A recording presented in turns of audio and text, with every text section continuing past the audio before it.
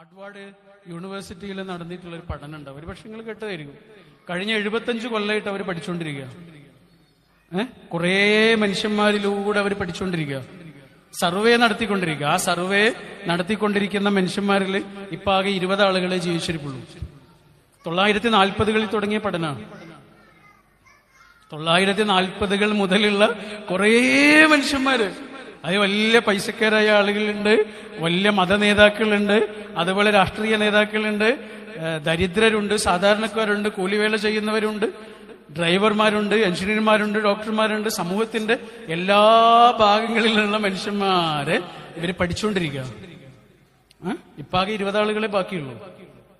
അതിന് നേതൃത്വം കൊടുത്തതോ ഒക്കെ ആയിട്ടുള്ള ആളുകൾ. അവർക്കിപ്പോ ഒന്നിനും കഴിയില്ല. പക്ഷെ കുറച്ച് ആളുകൾ പത്രി ഉണ്ടാവില്ല എന്ന് തോന്നുന്നു. അവർക്ക് ബാക്കിയുള്ള മനുഷ്യർ. പക്ഷെ ആ പഠനം എന്താണെന്നറിയോ?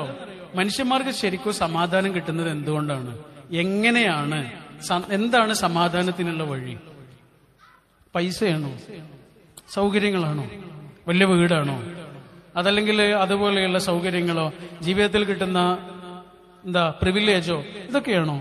എന്താണ് മനുഷ്യന് അടിസ്ഥാനപരമായി ഉള്ളിലൊരു സമാധാനം അനുഭവിക്കാനുള്ള വഴി എന്താണ്? ഒരു കണ്ടെത്തിയെന്താണെന്നറിയോ? നമുക്കുള്ള മനുഷ്യന്മാരില്ലേ, ബന്ധങ്ങളില്ലേ, ആ ബന്ധങ്ങളെ ഊഷ്മളമായി കേടുപറ്റാതെ ഒരാൾ എത്ര കണ്ട് അതൊക്കെ നിലനിർത്താനും കേടുപറ്റാതിരിക്കാനും ഒരാൾ ശ്രദ്ധിക്കുന്നുണ്ടോ? അത്രയുമാണ്. അതാണ്. അങ്ങനെയുള്ളവർക്കാണ് സമാധാനമായിട്ട് കിടന്നുറങ്ങാൻ കഴിയുക. ഞാൻ പറയണല്ലോ, കഴിഞ്ഞ 70ലേറെ കൊല്ലമായി ഒരു യൂണിവേഴ്സിറ്റിയിലെ സോഷ്യോളജി വിഭാഗം പഠിച്ചുകൊണ്ടിരിക്കുന്ന ഒരു സർവേയിൽ നിന്ന് അവർ കണ്ടെത്തിയ കാര്യമാണ് പറയുന്നത്. നമ്മളെല്ലാം കഴിഞ്ഞിട്ട് അവസാനം എത്തുന്ന ആ ചെറിയ വീടില്ലേ, അല്ലെങ്കിൽ ആ വലിയ വീടില്ലേ, ആ വീടിന്റെ ഓരോ റൂമിൽ കിടന്നുറങ്ങുന്ന മനുഷ്യന്മാരില്ലേ, 4 or 5 മനുഷ്യന്മാരല്ലേ ഉള്ളൂ, അല്ലേ? അവര് സമാധാനത്തോടെ ജീവിക്കണം. അതിന് ഞാൻ എന്താണോ ചെയ്യേണ്ടത് അത് ഞാൻ ചെയ്യണം. നമ്മൾ ചെടി നനക്കുമ്പോഴ് എവിടെയാണ് വെള്ളം ഒഴിക്കുക? എവിടെ ഒഴിക്കുക? ഇലയിലാണോ? എവിടെ നനയ്ക്കുക? അടിയില്. ചെടിക്ക് വെള്ളം നനക്കുമ്പോ എവിടെയാണ് വെള്ളം നനയ്ക്കുക? ഇലയിലാണോ? പൂക്കളിലാണോ? എവിടെ? വേരില്. മണ്ണില് നനയ്ക്കുന്ന എന്തുണ്ടാ? മണ്ണിന്റെ ഉള്ളിലാണല്ലോ വേര്, അല്ലെ? ഈ ചെടിക്ക് കാരണക്കാരായ ആളുകളെ കാണുന്നില്ല, ഒരു ഉള്ളില, അല്ലെ? പൂവറിയില്ല വേരറിഞ്ഞ കയ്പുകൾ എന്നൊരു കവിതയുണ്ട്. പൂവിന് മനസ്സിലാവില്ല വേരെത്ര കഷ്ടപ്പെട്ടിട്ടുണ്ട്.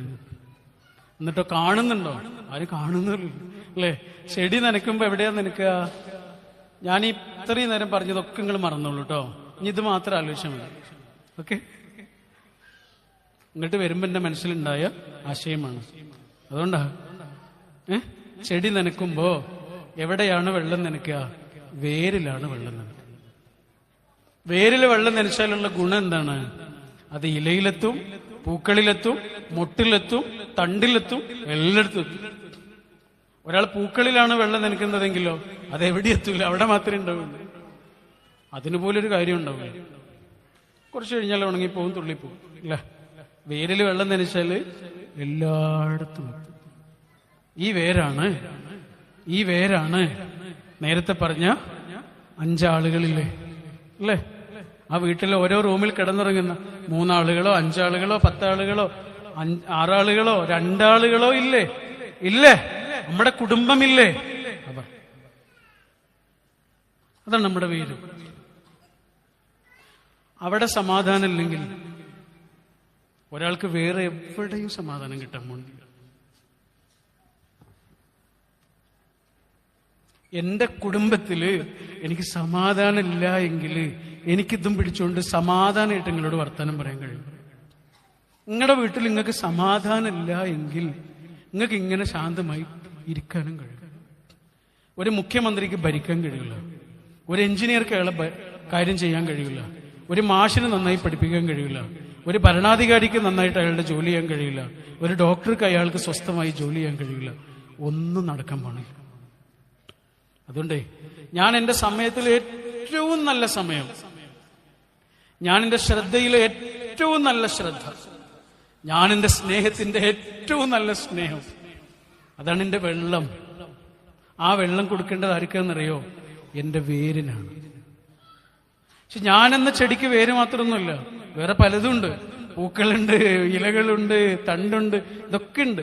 ചങ്ങാതിമാരുണ്ട്, കൂട്ടുകാരുണ്ട്, ക്ലാസ്മേറ്റ്സ് ഉണ്ട്, പിന്നെ അയൽക്കാരുണ്ട്, രാഷ്ട്രീയക്കാരുണ്ട്, സാമൂഹ്യ പ്രവർത്തകരുണ്ട്, ഓരോരോ സംഘടനകളിൽ എൻ്റെ കൂടെ ജോലി ചെയ്യുന്നവരൊക്കെ ഉണ്ട്. അതൊക്കെ ഈ ചെടിക്ക് ആവശ്യം തന്നെയാണ്. പക്ഷേ വേരുണങ്ങിയാൽ, എൻ്റെ വീട്ടിൽ സമാധാനം ഇല്ലെങ്കിൽ എനിക്കൊരു നല്ല സുഹൃത്താകാൻ കഴിയില്ല, എനിക്കൊരു നല്ല രാഷ്ട്രീയക്കാരനാകാൻ കഴിയില്ല, എനിക്കൊരു നല്ല സാമൂഹ്യ പ്രവർത്തകനാകാനോ സാമൂഹിക ജീവിയാകാനോ കഴിയില്ല. ഒരു വർഷം അവസാനത്തിന്റെ തുമ്പിൽ നിൽക്കുന്ന ദിവസം, ഒരു വർഷം അവസാനിച്ച് അതിന്റെ ഇങ്ങനെ അറ്റത്ത് നിന്നുകൊണ്ടിരിക്കുന്ന ഈ സമയങ്ങൾ നമ്മൾ പിന്നെയും പിന്നെയും ആലോചിക്കേണ്ടത് നമ്മുടെ വേരെന്തായി എന്നുള്ളത്. പൂക്കൾ എന്തായി എന്നല്ല, ചെടികൾ എന്തായി എന്നല്ല. നമ്മുടെ കൂടെയുള്ള മനുഷ്യന്മാർക്ക് നമ്മൾ കാരണം ജീവിതം മടുത്തിട്ടുണ്ടോ? നമ്മൾ കാരണം സമാധാനം പോയിട്ടുണ്ടോ? നമ്മുടെ മനുഷ്യന്മാർക്ക് നമ്മൾ കാരണം ജീവിതത്തോടെ എന്തെങ്കിലും ഒരു നിരാശ ഉണ്ടായിട്ടുണ്ടോ? ഉണ്ടെങ്കിൽ അത് പരിഹരിക്കണം. ബൈബിള് പറഞ്ഞതുപോലെ എൻ്റെ അടുത്ത് എന്തെങ്കിലും തെറ്റുപറ്റി, ഞാനൊരാളെ സ്നേഹിക്കേണ്ടതുപോലെ സ്നേഹിച്ചിട്ടില്ല, ഇനി എന്ത് ചെയ്യണം? അതിൽ കരഞ്ഞുകൊണ്ടിരിക്കണോ? വേണ്ടടാ, കൂടുതൽ സ്നേഹിക്കുക. ബൈബിളിന്റെ വാക്യമാണ്. എന്ത് രസമുള്ള വാക്യം! എന്നിട്ട് കൂടുതൽ സ്നേഹിക്കുക. പശ്ചാത്താപമാണ്, പരിഹാരമാണ്. ഒരു വർഷത്തിന്റെ അവസാനത്തെ അറ്റത്ത് നിൽക്കുന്ന ഈ സമയം നമ്മൾ ആലോചിക്കണം, നമ്മുടെ വേര് എന്തായി? പൂക്കളൊക്കെ അടിപൊളിയാ, ഇലയും അടിപൊളിയാ, ഒക്കെ അടിപൊളിയാ, പുതിയ മുട്ടുകളൊക്കെ ഉണ്ടാവുന്നുണ്ട്. പക്ഷെ നമ്മുടെ വേരെന്തായി?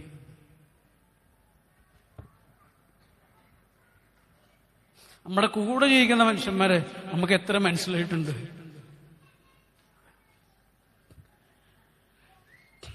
പലപ്പോഴും പ്രഭാഷണങ്ങളിലൊക്കെ ഇങ്ങനെ ഏറ്റവും കൂടുതൽ ഇങ്ങനെ പറഞ്ഞ് പൊലിപ്പിക്കാറുള്ളത് അമ്മയെക്കുറിച്ചാണ്, അല്ലെ? ഒരു വീട്ടിലെ അമ്മ ചെയ്യുന്ന സേവനങ്ങൾ അല്ലെങ്കിൽ സങ്കടങ്ങൾ, ഇതൊക്കെയാണ് പറയുക. പലപ്പോഴും ഇങ്ങനെ മറഞ്ഞു പോകുന്ന ഒരാളാണ്, ചരിത്രത്തിൽ നിന്ന് തന്നെ മറഞ്ഞു പോകുന്ന ഒരാളാണ് ആര്? അച്ഛൻ. അച്ഛനെവിടെ ഇല്ലല്ലോ. നമ്മുടെ ബന്നമാഷ് പോയോ ഇവിടെ? ബന്നമാഷിന്റെ കഥകളുടെ ഒരു ഓഡിയോ വേർഷൻ ഉണ്ട്, നിങ്ങൾ കേട്ടിട്ടുണ്ടോ? ഇല്ലേ? കഥകൾ അദ്ദേഹം ഓഡിയോ ആയിട്ട് പറഞ്ഞുതരും. അങ്ങനെ ഞാൻ കേട്ടൊരു കഥയുണ്ട്, വായിച്ചതല്ല, കേട്ടതാണ്. നമ്മുടെ ശിഹാബുദ്ദീൻ പൊയ്ത്തുംകടവിന്റെ വരൂ അരികിലിരിക്കും. മാഷിക്ക് എന്താ തോന്നിയ വായിച്ചപ്പോ? അസാധ്യമായൊരു സ്റ്റോറി കേട്ടോ. ഒരച്ഛനാ, ഒരു വീട്ടിൽ ഇങ്ങനെ അനാഥനാകുന്ന ഒരു അച്ഛനെ കുറിച്ചാണ്. അയാൾ കുറെ കാലം ഗൾഫിലൊക്കെ പോയിട്ട് അധ്വാനിച്ച് അങ്ങനെ അയാളുടെ ചോരയും നീരൊക്കെ ഇങ്ങനെ പോയിക്കൊണ്ടിരിക്കും. പക്ഷെ പതുക്കെ അയാൾ ഇങ്ങനെ ആ വീടിന്റെ മൂലയിലാവും. അതാണ് സ്റ്റോറി. ആ കഥയുടെ അവസാനത്തെ വരി ഇങ്ങനെയാണ്: ഈ പ്രപഞ്ചത്തിലെ ഏറ്റവും അരക്ഷിതനായ ജീവിയാണ് പുരുഷൻ. ഈ പ്രപഞ്ചത്തിലെ, നിങ്ങൾ ആലോചിക്കേണ്ടത് നിങ്ങളുടെ അച്ഛനെയാണ് കേട്ടോ, അല്ലെങ്കിൽ വാപ്പയെയാണ് കേട്ടോ. എന്താണ് കഥകാരന് അവസാനം പറയാ? പുരുഷൻ ഈ പ്രപഞ്ചത്തിലെ ഏറ്റവും അരക്ഷിതനായ ജീവിയാണ്. മക്കളുണ്ടാകുന്നതോടെ അയാളുടെ ഭാര്യയ്ക്ക് പോലും അയാളെ വേണ്ട. മുറ്റത്തെ കുറ്റിമുല്ലയുടെ ചെടി ഒരു ദിവസം, പെട്ടെന്നൊരു ദിവസം ഒരു ചൂലായി മാറി മൂലയിലിരിക്കുന്നത് പോലെ അയാൾ ഉപേക്ഷിക്കപ്പെടുന്നു.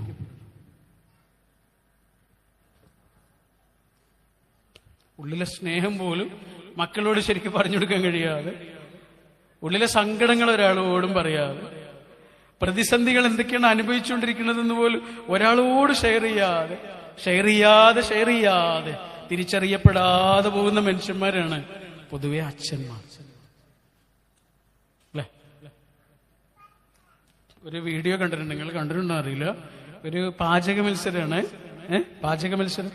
അപ്പോ ഒരു കുട്ടി അതിൽ പങ്കെടുത്തുകൊണ്ടിരിക്കുന്ന ഒരു പെൺകുട്ടിയുണ്ട്.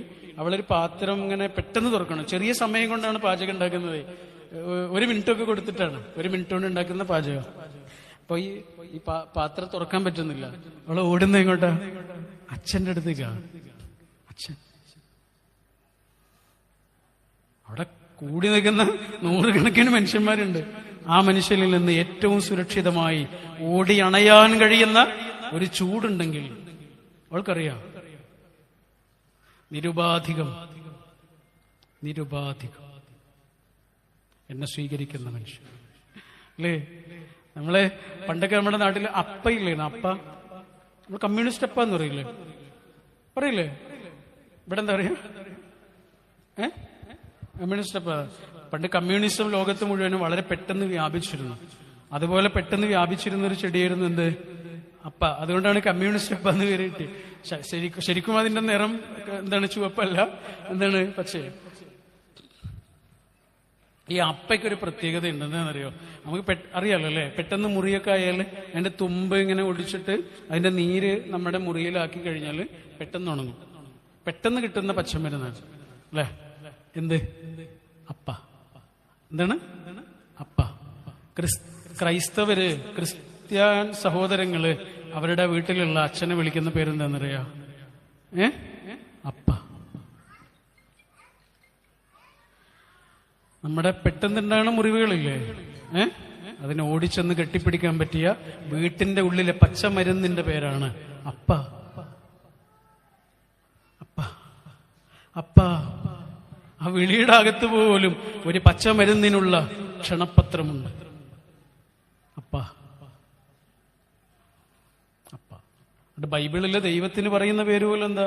അപ്പൻ എന്നാണ്. അപ്പ, ഫാദർ എന്നാ. അതിന് കൊടുക്കാവുന്ന ഏറ്റവും മോശം അർത്ഥമാണ് കൊടുത്തിട്ടുള്ളത് മലയാളത്തിൽ. പിതാവ്. ആരെങ്കിലും അങ്ങനെ വിളിക്കുക? പിതാവേന്ന് വിളിക്കും, വാപ്പച്ചിന്ന് വിളിക്കും. നിങ്ങളൊക്കെ എന്താ വിളിക്കുക? വാച്ചിന്നല്ല ഇവിടെ വിളിക്കുക അല്ലെ?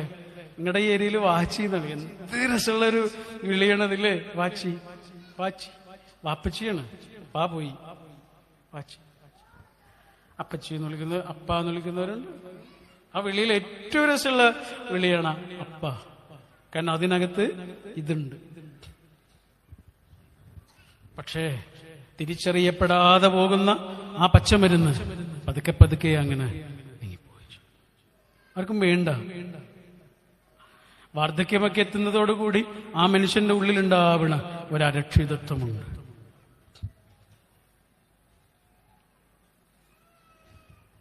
അപ്പ. സങ്കടങ്ങളൊന്നും പറയൂല കേട്ടോ. പുരുഷന്റെ ഒരു പ്രത്യേകതയാ. ഒരു വിഷമം വന്നാൽ ആരോടും പറയുമൊന്നുമില്ല. നിങ്ങൾ എത്ര വേണമെങ്കിലും ചെന്ന് ചോദിച്ചോളൂ, പറയൂല. എത്ര നിർബന്ധിച്ചാലും പറഞ്ഞു തരില്ല. അവസാനം പറയും എനിക്കൊരു സ്വസ്ഥത തന്നാൽ മതി എന്നൊക്കെ പറയും.